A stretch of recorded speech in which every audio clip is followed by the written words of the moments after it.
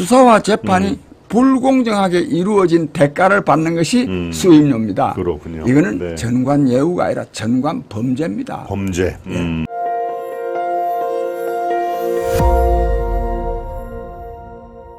선진국, 미국이나 유럽의 국가에 비해서는 지나친 너무나 많은 보좌진이 따르다. 그분들의 그 인건비가 국비에서 나오는 거 아닙니까? 여러분들 세금에서 다 나가는 건데 대략적으로 1년에 한 15억 정도를 쓰는 여러 가지 지금 우리 장 대표님 말씀하셨지만 그것이 국회의원 한 명을 이렇게 수발하는데 국민 세금이 너무 많이 들어간다. 이런 지적도 있습니다. 거기에 충분히 공감을 하시죠? 아, 그럼요. 그러면 그렇죠? 안 되지. 그 다음에 또 하나는 네. 국가 세금을 쓰는데요. 국회의원들은 정책도 개발해야 되고 현장에도 가봐야 되고 돈이 쓰일 때가 많이 있어요. 그렇죠. 써야 됩니다. 네. 월급 받아가지고 집에서 밥만 먹고 앉아있으면 그런 국회의원 왜 필요합니까? 그렇죠. 근데 그 돈을 국회 사무처에 신청해가지고 써야 돼요. 저는 그렇게 생각합니다. 예. 이걸요 미리 책정을 해놔요. 무조건하고 그날 보면 직업일 날짜가 다 나와 있어요. 1월 1일, 네, 15일. 네. 이렇게 하면 안 되지. 필요할 때 신청을 해서 받는 식으로. 그렇게 저는 해야 된다는 게 제 주장입니다. 그렇군요. 네. 그래서 이 지출 결의서를 제출하고 그리고 돈을 받아서 쓰고 영수증을 첨부하고 이런 모범을 보여야 안 되겠습니까? 이 국회의원들이 아까도 말했지만 난장판입니다. 특권청 이 특권이 꼭 뭐 연봉, 불체포 특권 이것만이 아니라 그 전체가 특권의 덩어리예요. 아하. 네. 특권의 덩어리다 하는 말씀이 참 귀에 아주 비수처럼 꽂혀 있습니다.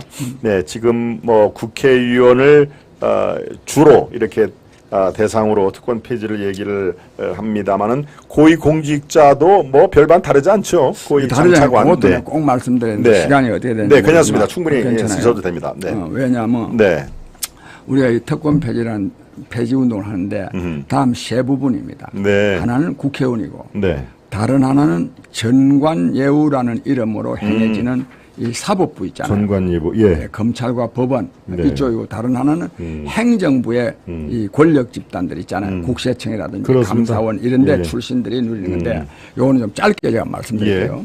전관예우라는 건 뭐냐면 법관이나 검찰의 고위직 지낸 사람, 즉 대법관이나 법원장을 지냈거나 부장판사를 지냈거나 또는 검사장을 지냈거나 검찰총장을 지냈거나 이런 사람들 있잖아요. 그렇습니다. 이런 사람들이 이제 퇴임을 하면 변호사 개업을 주로 하거든요. 네. 한 95%는 합니다. 그렇죠. 변호사를 개업하면 이런 사람들을 변호사로 선임을 하면 내가 만약에 사건 당사자 선임하면 수사나 재판에서 굉장히 덕을 봐요. 그렇죠. 덕을 안 본다면 그 돈은 많은 돈 주고 이런 사람들을 왜 선임하려고 안달이 없죠. 그렇죠. 그런데 이런 사람들이 변호사를 맡으면 덕을 본다는 것은 이런 사람들이 이런 사람을 변호사로 선임하지 못한 쪽은 손해본다는 거 아닙니까? 그렇죠. 이거는 뭐냐면 수사가 불공정하게 재판이 불공정하게 이루어진 거 아닙니까? 그렇죠. 즉 수사와 재판이 불공정하게 이루어진 대가를 받는 것이 수임료입니다. 그렇군요. 이거는 전관예우가 아니라 전관범죄입니다. 범죄. 그래서 이걸 우리가 척결해야 됩니다. 네. 내가 몇 가지 예를 들자면 옛날 얼마 전에 이용훈 씨라는 대법원장 지낸 사람. 대법원장 이용훈. 그 사람은요 대법관 지낸 다음에 5년 동안 변호사 해가지고 60억 원을 벌었어요. 아까 말한 대로 그 60억 원이 이거는 내가 그 사람들 전혀 로비도 안 하고 이랬다 이렇게 말할 수도 있어요. 근데 이게 증거가 다 있어요. 증거라기보다도 이 대법원 사건의 기각률 등등 내가 여기서는 길게 말씀드릴 수 없는데 이 사람들이 변론을 맡았기 때문에 판사들이 잘해준 증거가 다 통계상으로 나와 있습니다. 얼마나 그 통계를 뽑을 수 있지. 그런 혜택으로 그걸 입은 겁니다. 대법관까지 지낸 사람이 이걸 또 모릅니까? 다 압니다. 잘 알겠죠. 그런데 돈 벌려고 이렇게 나오면 됩니까? 그 사람들은요 공무원 연금이요 보통 한 600만 매월 600만 원 이상 나옵니다. 공무원 연금이. 그럼요. 그래 우리나라 공무원 국민연금은 평균이 54만 원이거든요. 그렇죠. 네. 이런 정도로 사는데 아. 그 사람들은 연금 600만 원 받으면서 그동안 또 대법관까지 있으면 한 30년 동안 그 있었으면 먹고 살 만큼 된 거 아닙니까? 그렇습니다. 네. 또 돈 벌려고 기어 나오면 되겠습니까? 이런 사람이 그 사람만입니까? 네, 한 사람만 더 예를 들게요. 네. 안대희라는 사람이 있죠. 안대희 대법관. 네. 안대희 대법관은 대법관 끝내고 변호사 개업해가지고 5개월 동안에 네. 16억 원을 벌었어요. 16억 원. 예. 네. 그래가지고 박근혜 정부 때 국무총리 지명받아가도 못된 일이 있지 않습니까? 그렇습니다. 근데 이거는 빙산의 일각이란 말입니다. 이것이 이 사람들이 돈을 많이 버는 것이 문제가 아니라 네. 이 사람들이 돈을 많이 벌게 됨으로써 억울한 사람들이 엄청나게 많은 거야. 그렇죠. 그렇죠. 맞습니다. 예. 즉, 이 재판에서 지면요, 굉장히 억울합니다. 다른 것보다도. 왜? 재판이라는 건 다 내가 옳다고 생각해서 소를 제기하는 거 아닙니까? 그렇습니다. 그 내가 뭐 공정하게 했는데 졌으면 할 수 없는 거예요. 그럼요. 네. 근데 이것이 상대방이 돈 많이 주는 변호사를 선임해가지고 지면 얼마나 억울하겠습니까, 그렇습니다. 이게. 정말 땅을 칠 노릇이죠. 땅을 칠 노릇이지. 네, 맞습니다. 그래서 네. 국민의 이 사법 피해자들이 너무 많고 이렇게 되니까요. 우리나라의 사법기관에 대한 신뢰도가 조사해놓은 게 있어요. 아. 영국의 레가톰이라는 싱크탱크에서 조사를 했는데 예.